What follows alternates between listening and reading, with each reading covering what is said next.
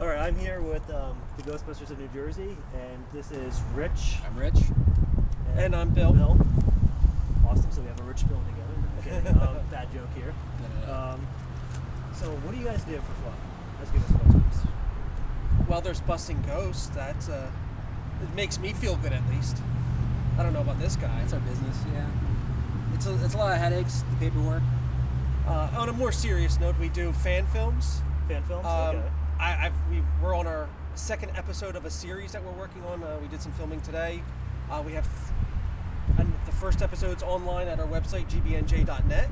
Right. We also have two other movies we've done at various points during the years. Go back from 06 to 09. It's kind of what I enjoy, at least.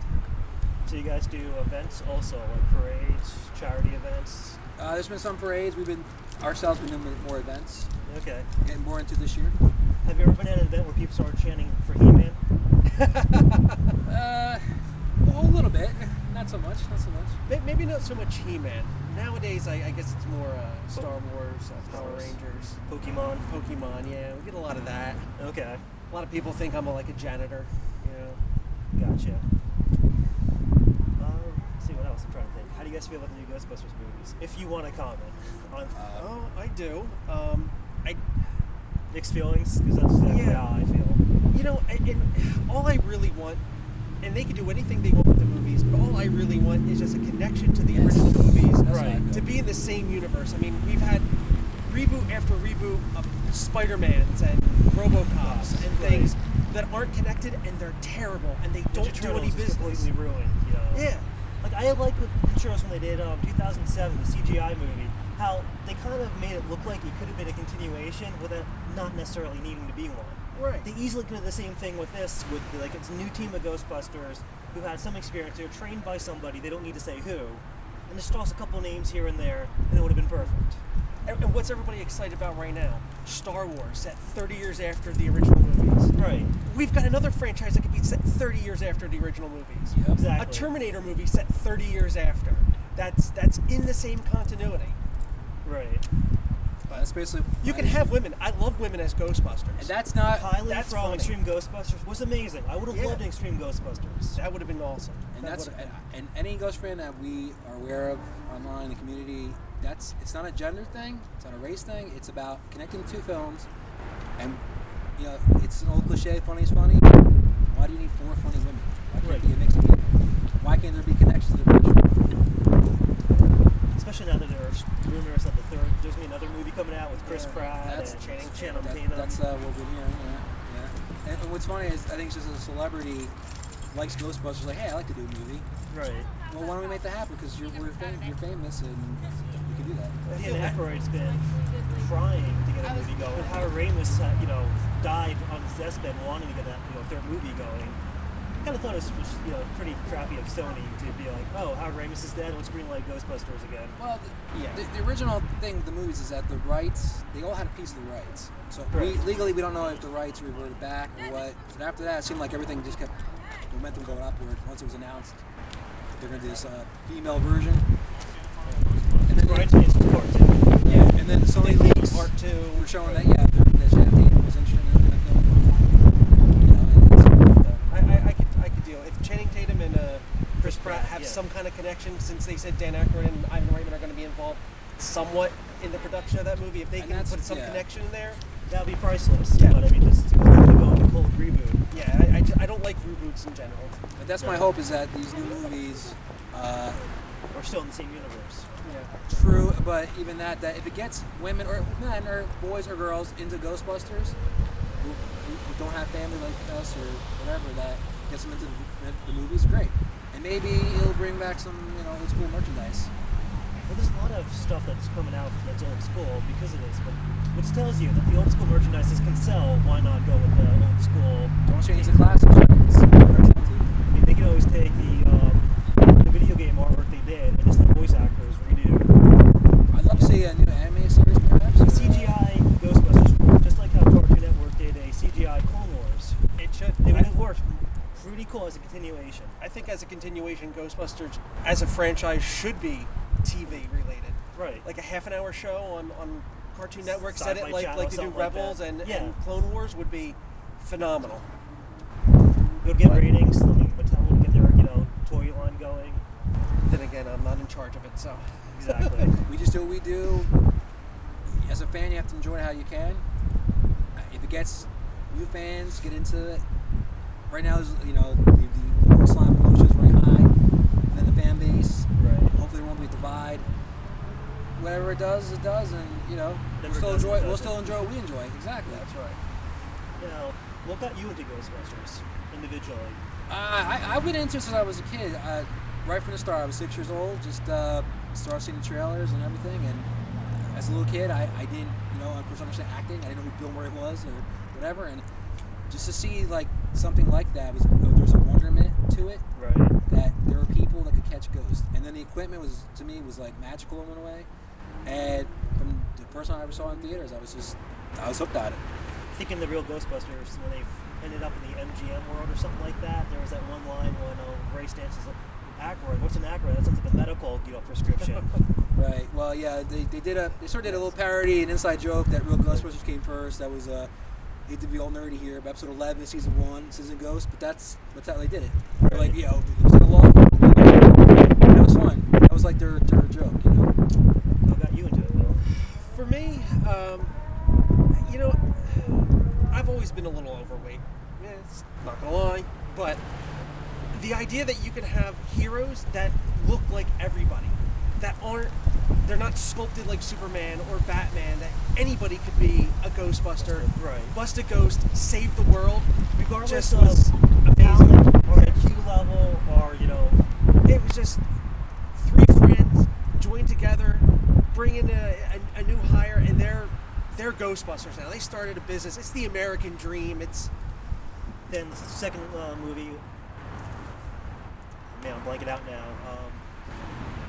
The other guy, the lawyer, Louis Tully. Yeah, he's able to Rick Moranis. even though he himself was not trained to be a Ghostbuster, he suited up and he went out there, and even though he didn't really save the day. Technically, he was secretly training, but that's an elitist scene, Right. But still. Just like how there's silly scenes between Egon and Janine about how they have a more love interest, and then with Ghostbusters 2, they completely butchered that.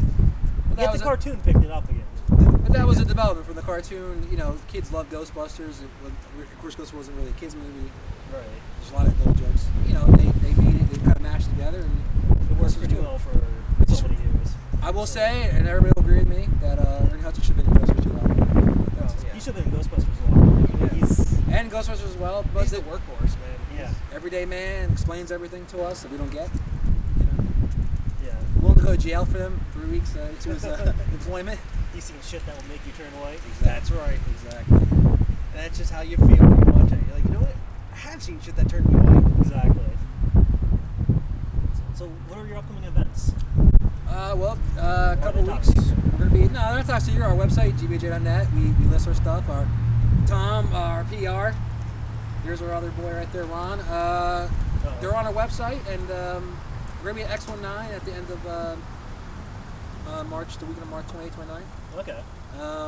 Big things coming up. A little bigger presentation. Some more fun. Yeah, it's fun. I mean, it's fun. Like here, it's a little smaller with the kids. Right. Have fun. We have the free comics and have fun. Show them about slime and sort of make it real. I like that aspect of the realism of Ghostbusters. Yeah. That's my thing. Like the multiple websites I run are kind of all like that. It's just I was just always into it. The fact that you could catch ghosts, the fact that they invented technology to catch ghosts, especially because it was a mix of old and new technology. Right. I mean, the 1959 Caddy that was falling apart. Yeah, that's the best part. Is the technology. They're making equipment in their basement, and it looks like anybody can make it. They're cobbling it together with wires sticking out of colanders, and it's my nod to Back to the Future. Same thing with Doc Brown. It looked like he could have made that in his garage, and he did. It wasn't a corporation. It wasn't, You guys have heard this all day. It's awesome, man. Thank you. But then there was the NES video game where you had to buy. You were a Ghostbuster, but you had to buy your own equipment. But David Crane was genius, and it really was onto something. And a lot of the iterations of the game have been like that. Right. But in the last game, it was more like, well, you can destroy whatever you want. Walter Peck's in charge of dealing with that. He won't like you, but it's okay. I still try to be careful though. I'm trying to just bluff everything in the Cedric Hotel just because I can. Right. Besides, the Ghostbusters kind of ruined Walter Peck's life. True. I mean, he once tried to send us a bill for his cleaning. The sad thing is Walter Peck was probably right. He probably was right. I mean, Venkman really did a number on him because Venkman was a little too egotistical. Oh, yeah. I mean, if he had only complied with Walter Peck from the get-go, none of that ever would have happened. No. But that's ego versus ego. Right. But it still showed that the ghosts were evolving into technology, and I'm sure they worked out those kinks. And there you go. I also kind of like how well with Venkman, how he's kind of like the guy who you can just tell in the beginning he initially doesn't really care about it. He's like, well, it seems like there's going to be a paycheck involved. Right. Yeah, actually, it's going to all Stan's money, you know. Well, in the script, the original line was something like, as he walked down the hallway trying to find Slimer, he's like my life sucks. This is what I am now. Yeah. But then, of course, the improv was much better. That was much paranormal custodians. exactly ghost janitors. Yeah. Yeah. Nothing between them and the guys that chase roaches, but I mean that's what's really cool about it. Yeah, exactly. That's why when by the time they hire Ernie Winston, they're just so tired. Willing to take anyone on without any experience or any knowledge. Well, the great about that's the thing about Ernie's character is that he had all this cool background that they wrote out. You know, he was military, overqualified. firefighter. He was overqualified. He was overqualified. Any closing statements, anything you guys want to touch on about yourselves or the group? Or I prefer not to touch myself on camera. Yeah, kids might be watching this. Think of the children. As a closing statement, I would just like to say that everybody should go visit gbnj.net, check out our awesome fan films and pictures, and contact us and let us know what's going on. And you too can be a Ghostbuster. And can you get your vehicle pimped out too, like this? Absolutely. Not without the Ghost Incorporated gold card. Now, one last question I should have asked earlier. Whose vehicle is this? That's mine. And how long did it take you to make all this? Because I know you said you were working on it a little bit earlier. Yeah, I'm still working on some things I wasn't able to get finished due to the terrible weather we've been having, but little bits here and there, not that long. Most of these things are just little magnetic decals that just slap on the side and just some PVC pipes and stuff. And when you throw some paint, some stickers on it, it looks amazing. Really you got a busted vehicle. Gotta ask, why Ghostbusters 2, not the traditional logo? Not to blend in? I like to be a little bit different, and since my vehicle is in white, I figured the Ghostbusters 2 logo works a little bit better on a odd colored vehicle. But ultimately, I just had I'm probably one of the few people that just has loved Ghostbusters 2 since it first came out. Yeah, like there's just something about the movie, the car, the Ecto 1A. The fact that it legitimately broke down in the middle of the bridge. Exactly. And they weren't planning on actually having it have all those muffler sound effects. Right. It was just that did. decrepit. The funny thing about this too, I was about 12 when it came out, and so on theaters was I never looked at it like, oh, this is just like Ghostbusters. I might have to throw it out the window. Because I didn't think like that. And when I I might was have to adults, throw like the, you start seeing sort of the comparisons, like and bands that were like, out. it depends on what your age is. I grew up with the original and the real Ghost cartoon, and then got into the second one. Then Extreme Ghostbusters. By the time Heroes came out, I was already kind of moving on. I just didn't more into being just a fan of the franchise.